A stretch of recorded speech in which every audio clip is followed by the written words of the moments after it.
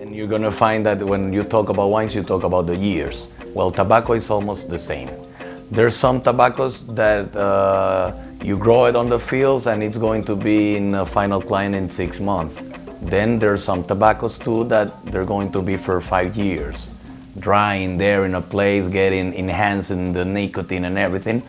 And those are the ones that are going to be really expensive tobaccos because you're gonna have it there in your facility stores, drying and getting, just like I told you, just like wines. For you to be clear, it's just like wine. The people that are in the fields, they know when and in what time they have to cut the big leaves of tobacco back there in the fields.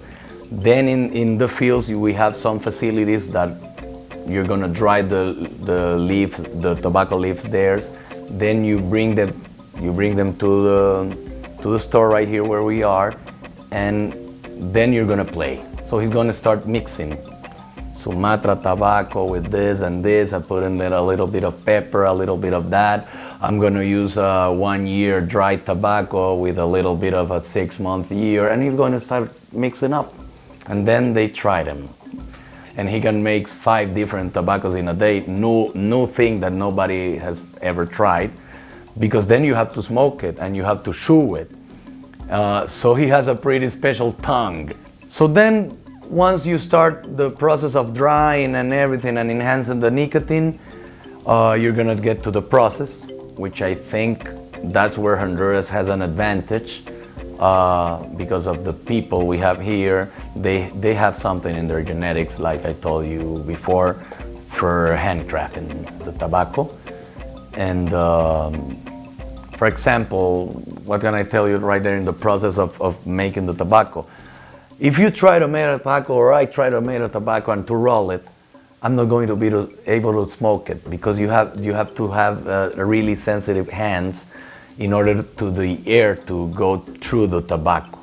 But I can guarantee you here that a lady makes here 1,000 tobaccos, and probably you're gonna have 1 tobacco that the air doesn't go through. It's something they feel it on the leaves while they're cutting in the leaf. Once they finish, it comes to things that you have to have control, and it's science.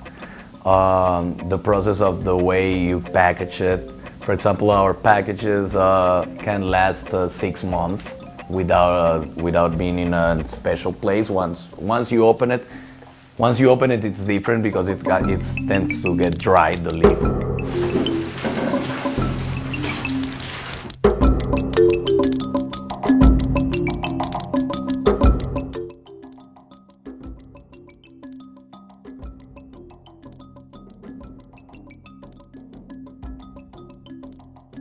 Why we have humidors in houses for final tobacco smokers and everything, and everybody decides what do you like, more humidity, less humidity, that we put the tobacco in minus 20 Celsius, which is like, I don't know, like minus 100 Fahrenheit. That's in order to stop the growing of those microscopic insects. That's a really important part of the process. Not everybody does it, because it's a really high cost because of the freezing and because of the time, because you're gonna have to have your cigars there for 2-3 days.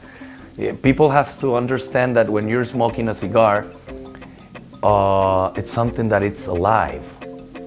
It's a leaf that you dry it, but I can take a cigar tobacco, take the leaves out, and I can get life to those leaves again if I put some humidity and everything.